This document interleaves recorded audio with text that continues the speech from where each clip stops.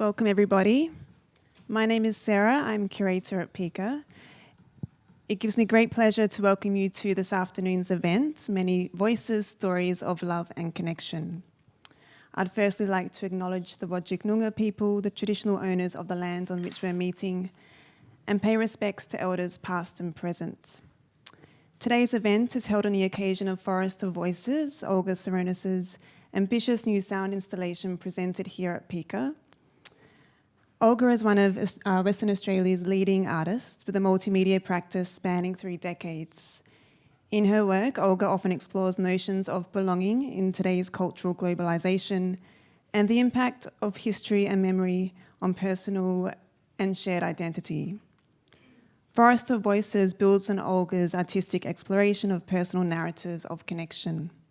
I'd like to welcome and thank Valerie Wayland, Stella Sulak, and Victoria Leverdu, who worked with Olga on her project, generously sharing their voices and stories of love, and to join us here today. The sharing of stories and the theme of love at the centre of Forest of Voices have taken on even greater resonance following the extended periods of social isolation we've all experienced during recent lockdowns. Our facilitator for today's discussion is Paula Anselmi. Paula is a visual arts and public art curator and arts writer. Paula has written extensively in Olga's practice, most recently contributing to Olga's upcoming monograph published by Art Collective WA. Paula and Olga have enjoyed a long friendship. Some of that will no doubt come out in this afternoon's conversation.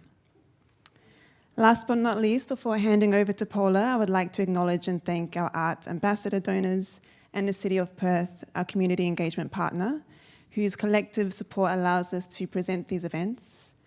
I'd also like to thank the Department of Local Government, Sport and Creative Industries and the Australia Council for the Arts for supporting Olga's project. Thank you.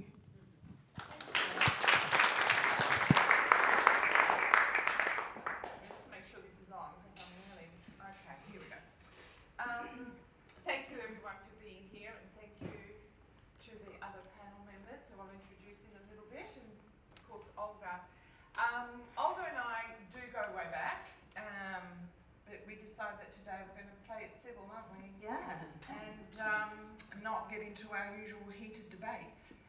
So, for those that don't know about Olga's evolution in her practice, her work is extremely diverse across media. However, despite this diversity, or maybe because of it, since the beginning of her practice, she'd sort of steadfastly integrated the voices of community or communities in her work. Her projects are often continuous, and by that I mean they're interrelated, where one conceptual thread sort of effortlessly leads to another body of work or another idea.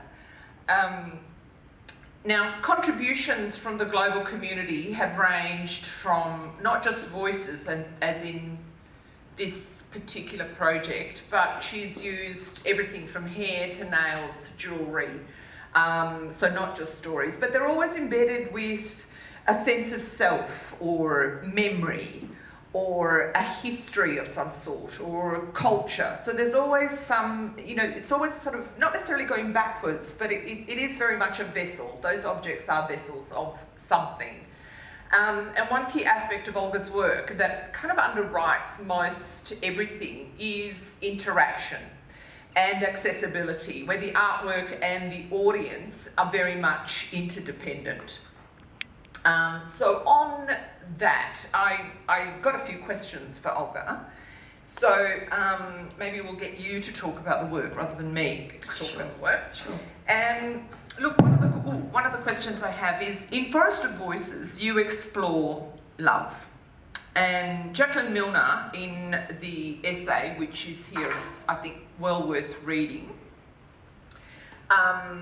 describes the many facets and diverse aspects of love, which I won't go into. But maybe you can explain why you chose love as the basis for this installation, and what kind of love, what's your intention? The love that I wanted to work with, that I was exploring and have explored always in my work, is about connection, and it's not the erotic love, it's that love where it's completely unconditional. So it's a feeling of awe for that moment, and it's very fleeting, but it is in all of us, no matter where we come from, no matter who we are, that love is there. And so that love is sort of what binds us, but it also rips us apart because we confuse it with other forms of love, which can be erotic love and things like that. So I just wanted to sort of, especially with what's happening in the world with our environment and with the COVID and with the issue, what's happening, especially in the world with refugees and people escaping environmental disasters and also war-torn countries. It's love that gets them through, but it's not the love of that we understand of eros, but it's the love of wanting to survive and being part of something bigger than ourselves, and that is the connection to our environment and everyone else. So that's what I wanted. There was also something that you mentioned to me when we were talking about this, which was, it wasn't the act of love itself, but you talked about a journey. Yeah.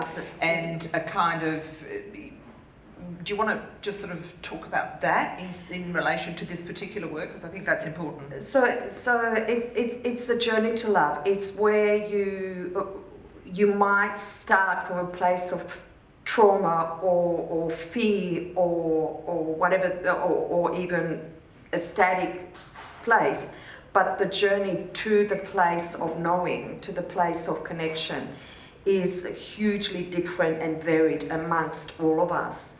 And so when I was working with the people and talking to people, it's actually over time we realised together that that's what we were also looking for. It's not just me that was looking for that. It's that people were wanting to share that place. And I guess it's that, and it's, I know it's, you know, it's a spiritual place of knowing and connection. Right, that's it's because I think there was, I don't know whether it was your comment or maybe it came from Jacqueline's text or whatever, that it was, and I've got it written down here, it says pure love leads to freedom. It does. And I thought that was actually quite an interesting, you know, sort of element of the work, sort of working through this process, a process, which is love. When I explore and I kind of sit with the work, my mind does flick backwards and forwards, and probably because I've known you for such a long time, I've been very privileged to be able to sit in the studio, work, you know, watch you work through various ideas and materials and so forth. And so right back from the 1990s through to now, I'm finding these extraordinary kind of connections. So it's you know, I don't want to say that it's a survey installation, but there's a really, you know, I'm looking at the lips, for example, on the wall, and they remind me of a different work. The chairs, of course, they're very much part of your work, the velvet, the red, the thread, the stitching. So it really is quite compelling in relation to your practice. And in that sense, it's in itself memorial. So it you know, as an installation, it also recalls that which came before it. How did Forest of Voices, as it is, come about? I mean, those influences obviously are a part of it, but how did the actual project come about? Well, originally the exhibition before COVID, of course, was going to be casting of the lips, and it was going to be that intimate space between the public who becomes a participant, who's having their very intimate part of their body cast. So you're looking into their eyes, they're looking into your eyes, you're touching, you're communicating through a very private space and place. And then COVID happened. And this was going to be a performance that was going to happen every day over, you know, the 2.5 months. and over time a wall would be, the lips would be cast in plaster and then added to the wall, so the wall would become a wall of voice and a wall of memory and a wall of identity. But that couldn't happen, of course. So Charlotte, who was the curator at the time, rang me and said, "Ups, what are we going to do?" And I went, "I don't know." And, you know, like, maybe we should cancel. And she said, "Well, let's think, what have you always wanted to do?" And I quickly jumped on this thing because I've wanted to do the Forest of Voices forever, but I couldn't do it because of financial inability, technical inability, and the support that I needed.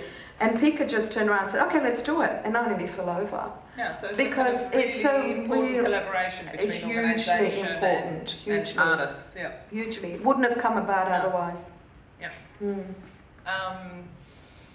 So, in that respect, because you basically, where did the voices come from? So talk about that, because I think we'll then lead into the next, the next phase. But I think it's important to note that it's not just your mates. No, that gosh, no. Like there's this presumption it's just people that you know or whatever. No. In actual fact, Olga you work quite differently.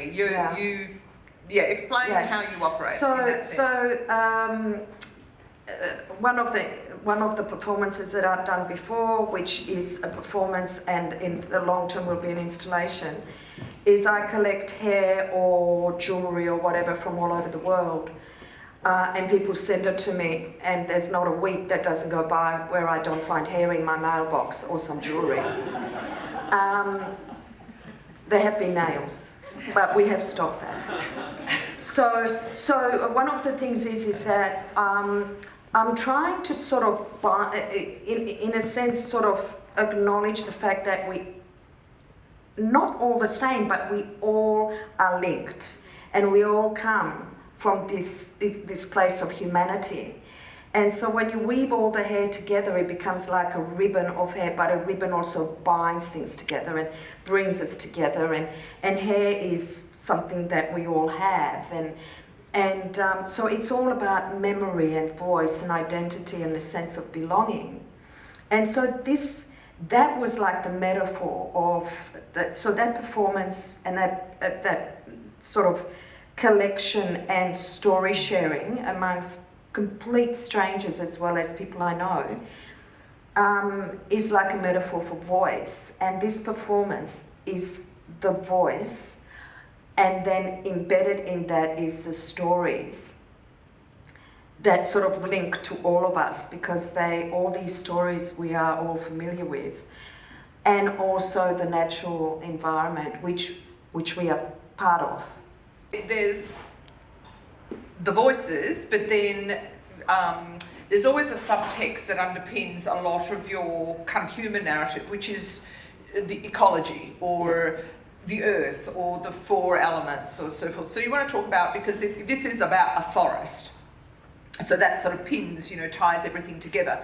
But there are voices, and I was in there just now, and what I noticed was that for the first time I actually heard the voice. What I did hear were birds chirping or the winds over and above the voices. So is there a sense that some are easily heard versus other sounds? There a hierarchy. So we were working on so we brought all these recordings together, including the environmental sounds of the four elements.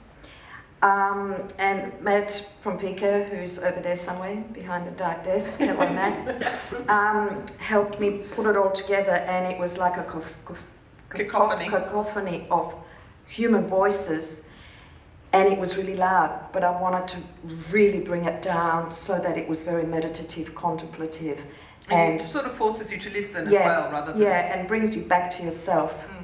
So then we brought the voices right down so that you are actually forced to listen, sit down, be in the present, and then the environment takes over. Because, we cannot exist without the environment, but the environment sure can exist without us. And so I was trying to create that knowing, that understanding of we are part of this larger picture, and all of these stories are extremely important, and you can't silence them. It's like history. It's like rewriting history, in a sense. But I'm not doing it. Everybody else is doing it. Yeah. But you're editing. I'm editing. And you're sort of, the stories become anonymous. So in the sense that there's no, it's. Yeah, it could be anything and anybody and whatever. It could be real, not real, it doesn't matter. But you did the editing, so it's not necessary. You're not going to get the full. No. So what happens is that beginning, middle, and an end. What I did is just grab a little segment out of the conversation, so that the audience that's sitting in the space actually creates the beginning. Okay. And the end. So the story is actually something that they create themselves, but it is the story that was already given, because that's our link. Yeah. Okay, so it goes back to that idea of participation. It's just another level of participation. Yeah. Look, I'm kind of conscious of the time, because I do want to get these three other voices in the conversation. And so, we were talking about the inviting participants to share their stories. And so I actually would like to introduce the three wonderful women that I met today. We had a ball beforehand, who collaborated with Olga on Forest of Voices. And what I'm going to do is, I won't say very much, I'll introduce them, but basically I'll ask them to then create a conversation, talk amongst themselves about the various questions that I'll pose, rather than me sort of keep talking. So Valerie Wayland, thank you. Now, Valerie's the founder of Brown Girl Bloom, and it's a safe space for women of colour to thrive with a focus on holistic well-being. And Valerie is also a health and wellness coach and a Reiki healer. Oh, got it right. Woo. Yeah, might have to talk later. So thank you, Valerie. And then we've got Stella Sulak. Did I get that right? Perfect. No. Oh, okay, good. Perfect. She's the director of the Perth French Theatre and works across many disciplines such as theatre, film and photography, which we were talking about before. And then we have Victoria Levadou. Wow. I've been practicing. Yeah, we've done half an hour on it. Now, Victoria is the chairperson of the Bonjour Perth Festival. Correct. And Victoria is also a polyglot, that's why I wanted to get the name right, and speaks fluently French, English, German and Spanish. Indeed. Now, it's interesting because when I was reading up on what all these lovely women would, sort of came from and so forth, in Victoria's little blurb, which is on the website, I got stuck on a word, and it's francophonie, and the theme of love, that notion of connectedness and so forth, well-being, belonging, whatever that might be. Do you want to each talk about, or singularly or amongst yourselves, but basically what made you decide to take part in this project and that theme? Stella. Yeah, clearly, if I don't pick one of you. Thank you. We're friends. No, the first of all, the most amazing thing we felt is that when Olga told us it's about love, how to say, each of us know about love, already felt love, but thinking about love is like breathing. Actually, we don't think about breathing. It's obvious we breathe, we love. But when someone come and say, think about love, talk about love, oh my God, there is so many ways to talk about love. So it was a bit, and Olga told us, feel free to go everywhere. So what is love for you? I said, oh, for me it's be there, be in the present. For example, the morning when I wake up, there is no sound. I can take a cup of coffee. So for me it's silence. When I work, I never have music, for example. It's always silence. So for me, silence is my way to connect with love, for example. So I send silence to Olga. Poor girl. Yeah, no, she has no idea what that means. For me, it was quite interesting. I really believe in divine timing. And when Olga and Ashley came into my life, I was, COVID has brought around a lot of darkness and sadness, and I had experienced a personal loss. And it was love that held me together. So I had no other choice but to feel like I needed to share the essence of love with others.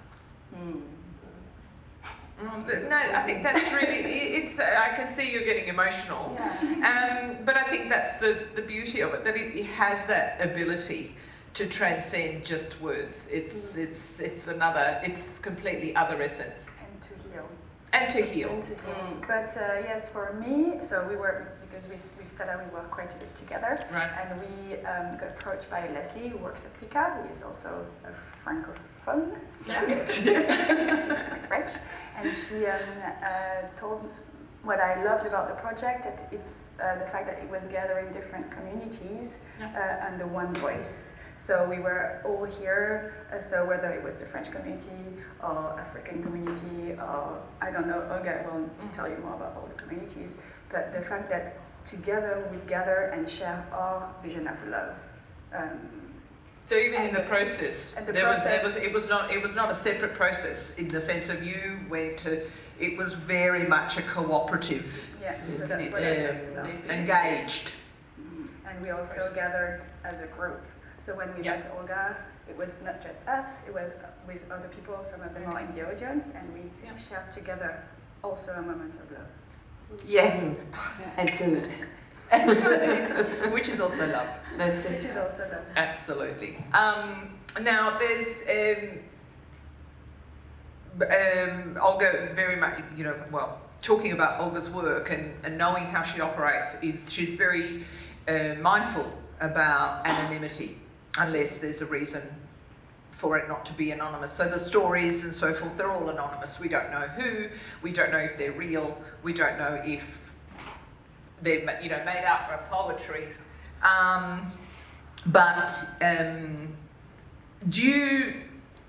Would you be able to share, in a sense, the basis of the stories that you shared? You don't have to, you can be vague about it, but it would be nice to know how you portrayed that narrative. Yeah, I would love to do it actually, because I sent 2 stories of love. The first one was the silence, and the second one was really interesting because I have a granddaughter who is bilingual, of course, but she is only 4, not exactly 4, but she was really small, and the French is not the first language, of course, because only her mother and myself are talking to her in French. So the English is the first language for her. So sometimes I am a bit worried. It's really important for me that she is talking French, of course. And she came home. I was worried at this moment, and she entered the house and started talking to me only in French. It was the first time, and we were around the table, and she started saying, "Oh, les fleurs, oh, le cœur, oh," and everything about love. And I said, "Oh my God, my phone, Olga, it's love, it's pure love." And you know, usually when you start the video on the recording, the children stop talking. No, she was crazy about talking in French, and it was amazing. So nice moment for me, for her, I think, and hopefully for you. Oh, that's that's beautiful. Yeah, I've got a nephew who is also sort of bilingual, trilingual, Yeah. and we're still getting him to speak Italian because he only speaks English and French. So it's the Italian bit I have to work on. What about you? How my story was more about a journey, so there was no singular moment. It was a journey of reawakening to all that love is. It surrounds me. It sits within me. And when I awakened to that reality, I could see it in the simplest experiences in life. My Nigerian mother calling super early in the morning, and really not knowing the time difference between America and Australia and not caring. That meant so much to me when I reflected on it. My father flew all the way to Nigeria when my husband proposed to me and went to our village to pick out specific pieces to present to me. And for him, love is culture. And so that's how I experienced that. But one of my most vivid memories was when I was living in Bali, and I was quite lonely actually, and I just learned how to ride a moped, and I jumped on, and I didn't put any direction in Google Maps. I was just like, I'm going that way. And I ended up in this rice field, and I just parked my bike and I just watched the farmers as they slowly picked up, the grains of sand and rice. And I was just so fascinated by love being so simple, their action, their ability to live in their truth. And at that point I realized that love is a simple thing. We don't have to fight for it. We don't have to go searching for it. It sits all around us. That's beautiful. I mean, we're done. No, I have And to now talk. you have, sorry. No. Go ahead. So for me, when she asked me what story I was going to share, I was puzzled because I didn't know where to start. And love is so big, and so I have many things I wanted to say, and you cheated, I think, because we asked only one story. So I was like, oh my gosh, which one am I going to tell? So, and then Competition is right around here. because I'm like, oh, so I have to pick one, and I wanted to do something a bit special and a bit different because, of course, I'm a mother of 3, and I love my children, and that's a bit, cliche. So I want to do something different, and then I figured, okay. So and then when Olga beautifully invited me to join today, I'm like, oh gosh, what story did I tell? Again, I couldn't remember because I had so many I wanted to say. And then, and the one, if you ask me the question today, it will be a total different answer than what I answered a couple of months ago, I guess, because I've got my experience and what's new, and it would be something else that I would record. And then I had to re-go and re-listen to my recording. And the story I did was, I didn't know you loved nature so much, but my love at the time was nature. And I talked about an experience where I went in the nature with my family and my kids, and where we saw those animals, and we're in the Calvary Gorges. It was amazing. Yeah. So yeah, that was Oh wow. my So experience. so they're 3 very different, yet connected, but quite different sort of interpretations of, which is in a sense what it's all about. Of course, yes. And just, I think just before we open it up to the audience, because I think I'd love to give them time to sort of ask questions if they have them. So you were involved in this project. It obviously took time, and you're involved in the process of creation as well, because it wasn't just thank you very much, give me a tape and all over. No, So it really, Olga doesn't do that, and I can vouch for that. But was the final installation, once you saw the installation, was the final sort of what you imagined? Because I think that probably there were discussions along the way, but it doesn't always end up being what you sort of visualise. So my question to you is, was the final installation what you imagined, and was your response to it what you expected? Well, I'm happy to share. Good girl. I've learned through my journey through life. So when I left America, I set an intention that I wanted to live a life of fulfillment. And to set that kind of intention means to remove expectation and to embrace curiosity and embrace not knowing. So I didn't have an expectation when I walked in there, but I felt really light. When I walked in, it was a really quiet day on Saturday, and I was by myself, and I just remember like slowly moving around and hearing like the gentle whispers. And I was just like, wow, this is so moving. And what moved me the most was that how important it was to be present. That was the only way that you could really hear and see love. So it was everything that I could have ever wanted and more. Thank you. It's lovely. So, She can go first and then you can. Because we are so opposite.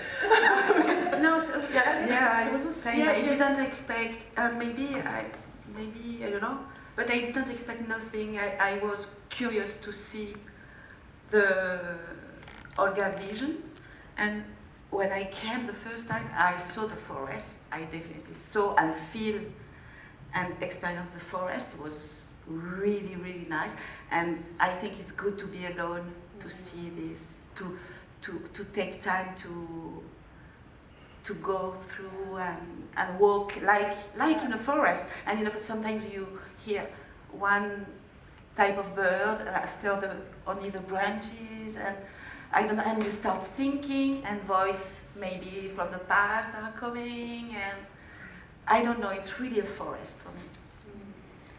Yeah, I had a very, because Olga is so good at describing, and I like when people describe something to visualize it in my head. Of course.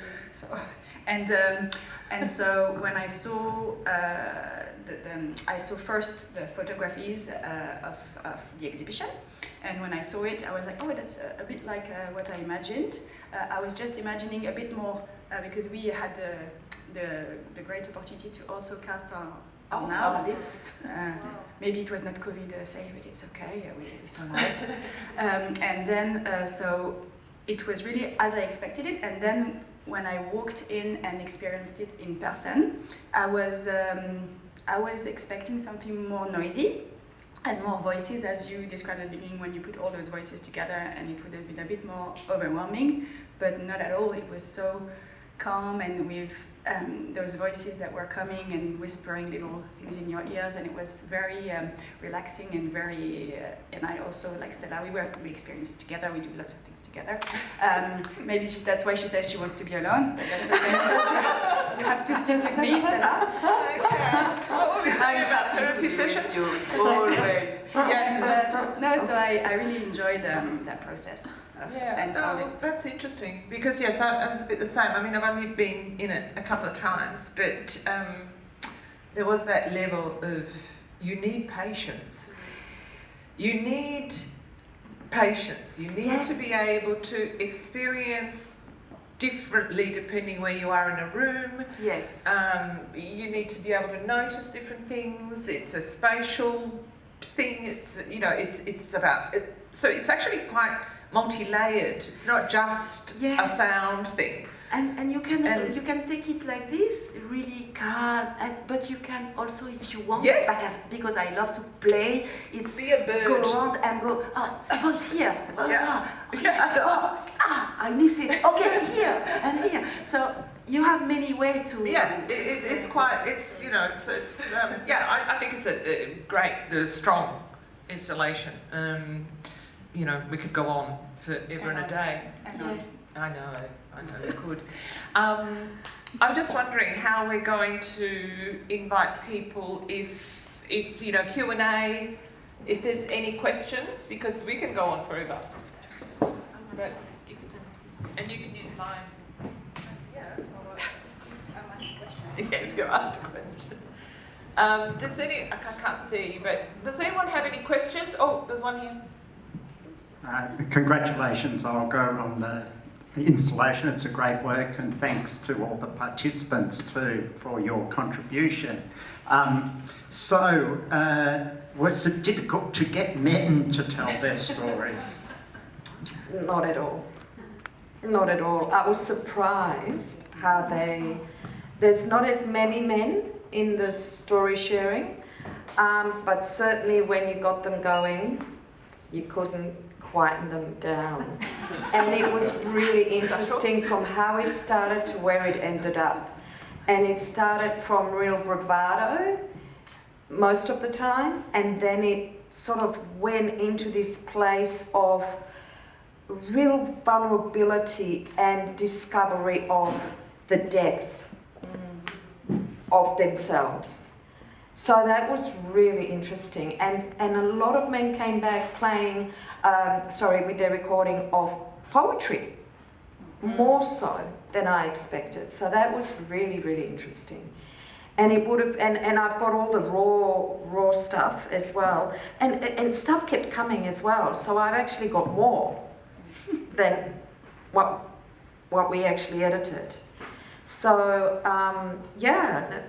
definitely children, all different people from all over the place. And there's a recording of a newborn baby.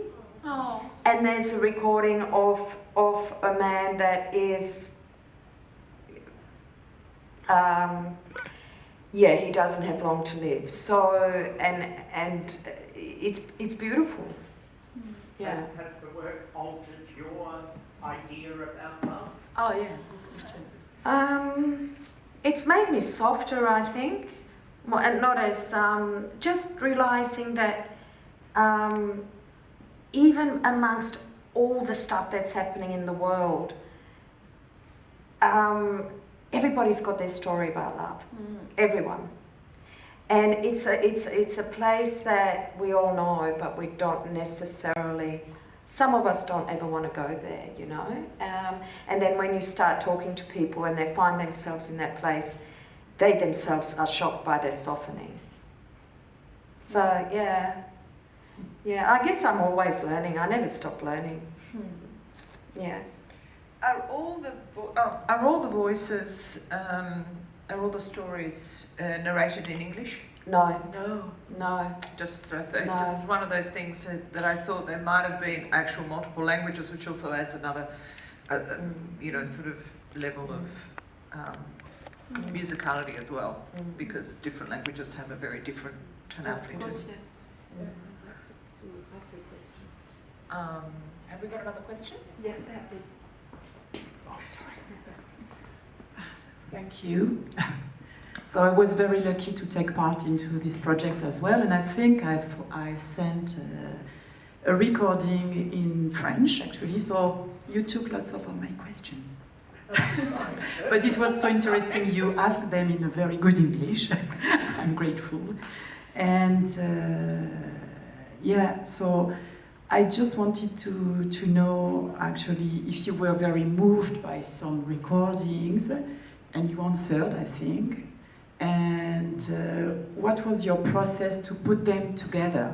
Was it random, or was it like a music? Were you following your instinct, or what were you actually? What led you? What was your? Well, I thought I had it all worked out until I played it at Raw, and then I realised I had no idea.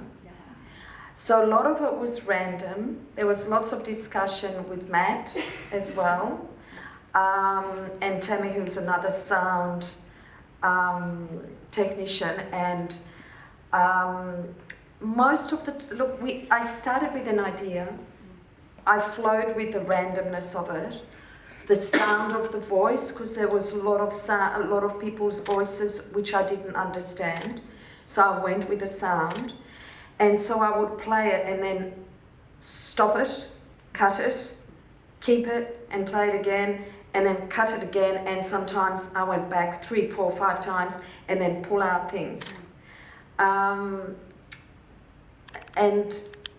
I did want ultimately I wanted a sort of like a flowing in and out sound, and whatever the words were secondary to the sound. Yeah. Yeah. Yeah. Yeah. So there wasn't a coherent. There's no coherent narrative. No, there's It's lots of different stories that come together to form no. one overarching. It's just No. But it's interesting. You can do that for yourself. You can create that story for yourself by listening to wherever you are. And there's lots of breathing in there as well, which I wanted to sort of. So there was that silence. So I heard recorded. You sent me the silence, and I'm like, what? And I went, right, I got to use this. And then I went. There was a silence, but there was still breathing. Yes, I know. And then I went, and that's when I started pulling back onto the breathing and asking people from all over the world to send me their breath.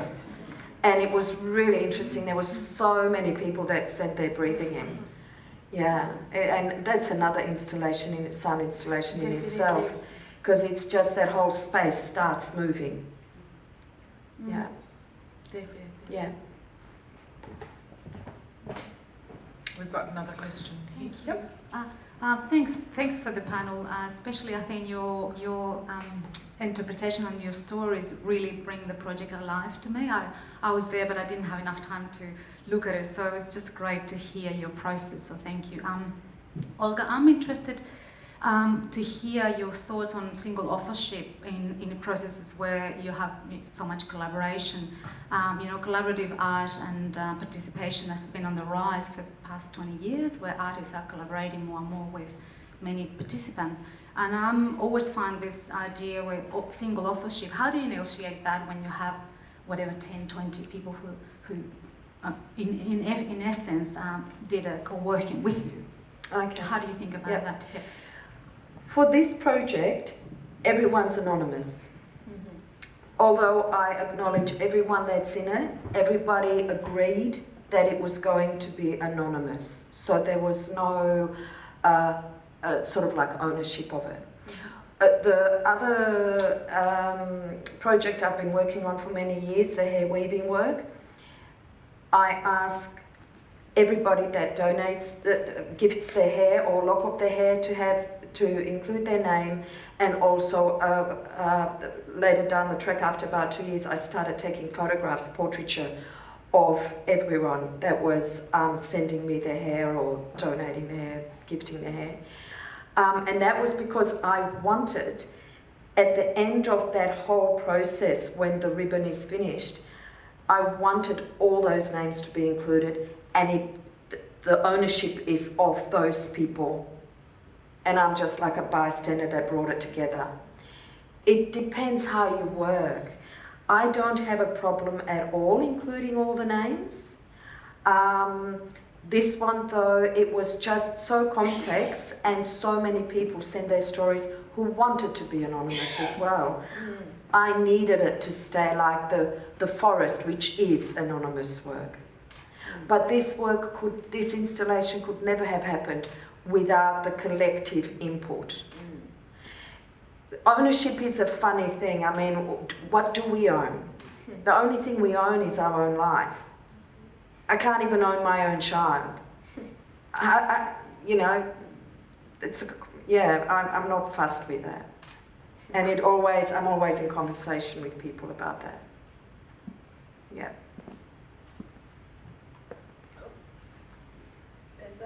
We've got another question up there. Yep.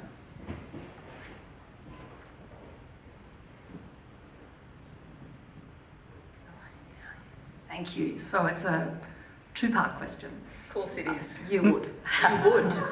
So just a little quick, simple question, which is whether you have worked in this medium of sound before. I'm not sure if you have. I have worked with sound, but with sensors, so I captured the sound of touch, and that was, in the 90s. And then it evolved into the sound of the environment, and now it's evolved into the sound of the human. But yes, I've been working with sound, not as well as what Matt and other sound technicians can do. He picked up things that I would never have noticed. He picked up a cow when we were recording in the bush. So yes, I've worked with sound, not that well. But as an artist, I'm not actually fussed about the other sounds that are happening. You know, like we had we pulled out a lot of the stuff, but I'm not fussed about recording the sound of birds flying over, but then you hearing your own footsteps. Incidental sounds. Yeah, Incidental yeah. sounds. Because of what I know of your work, if there's one word that would come to me about it, it's that it's tactile. Yes. My experience of your Always. work, it is so tactile, and when I visualise the work that I've seen, I feel it. I feel it on my skin. So yeah, Feeling of feathers or a particular kind of fabric. It is. yeah. So that's I always want to bring the audience in, so they become the participants rather than them experience through just visual. They experience it emotionally. But directly And in this sense, on your skin, in touch. Well, that's why I introduced the chair and the velvet. So the velvet is like, it's quite erotic, it sits on your skin. You sit on that and you are placed into a space of contemplation, and then you are listening, and through your listening you are experiencing yourself in that space. So it's still tactile. Yes, it's tactile. It sort of grabs you in without, that sort of gentleness of come sit with me, come converse with me. But actually, you being immersed in that sort of experience. Yes. So I'm wondering as well how, maybe unconsciously or consciously, how much of the sounds I haven't experienced your exhibition yet. I can't wait. Mm-hmm. I want to throw the microphone down, just run out of the room. But I'm wondering how much of those sounds and stories are going to feel tactile for me when I hear them. That there's going to be Well, I'm also wondering, this was actually the question I was wanting to ask, but yeah. how, because it is a different medium. Yep. So the dynamic of inviting the audience to participate and create the work with you is unbroken, continuous, but the medium is different, and I'm just wondering how that's going to change some of your practice. That was my question. It certainly. I was quite. I was so pleased with the result. I stood in there and I thought.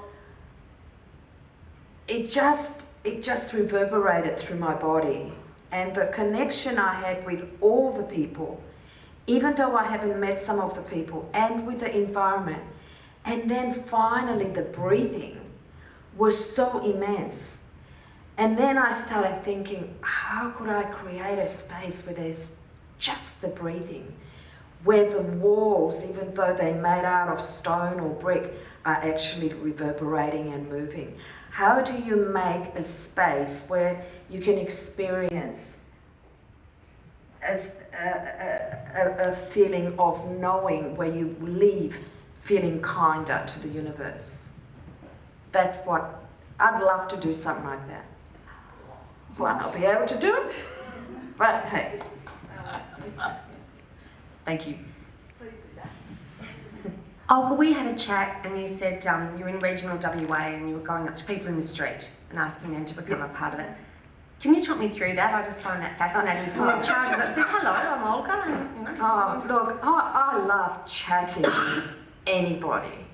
And so, yeah, so that weaving the hair around Australia was really interesting, because I met some really interesting people.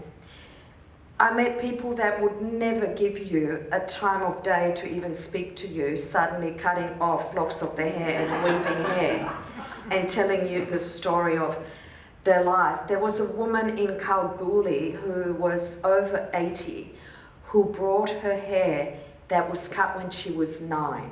Oh my God. You know, stories like that, and just meeting people like that. And then I realised that oh, what the hell, why don't you just ask them about their life? And then now going out there and recording, people won't talk to you if they don't want to. I mean, you know, it's just, you just got to humbly accept that and walk away and move to someone that wants to. But what happens as soon as someone's talking to you, suddenly it becomes this crowd of people that all want to talk, not necessarily to you, but they just want to share something. So sometimes I just left the Zoom and thought, oh, please come back, it's just so expensive. But they just move it around. People just share it and start talking. And that's in the street, that's talking to people you just don't know. And then you realize that you've had a really fantastic day just getting to meet really interesting people. And all of them are interesting, every single one of them. Even the woman that walked past and told me off about being in the space where she would like to be, like sitting on that seat in the park, you know. And then I left, and when I came back, she was sitting there and she said, I'm ready. You know, like, you just go with it, you just flow. And I love meeting you. Like I said, I love meeting new people.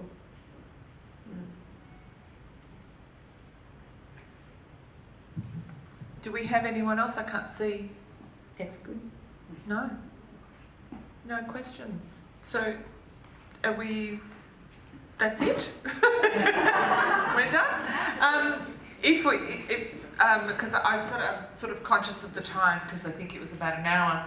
But look, if we could just thank all our guests because I think it's always a little bit overwhelming to be sitting here in front of, you know, people and sharing your own very personal stories. So thank you, Valerie. I really, and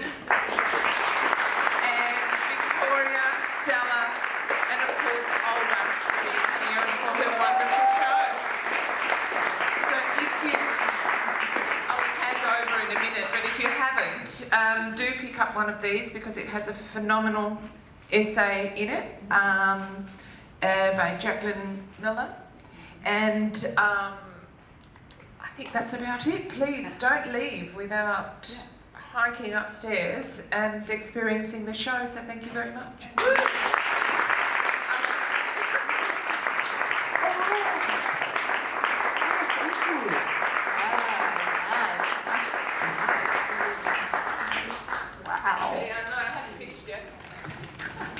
Can I just say one more thing? No, I think it is important, and I don't think we say it often enough. I think that, you know, it's important for the artists, you know, and to support them in their involvement, but I think that this project, like many that are coming up, because Olga's got a few things in the pipeline,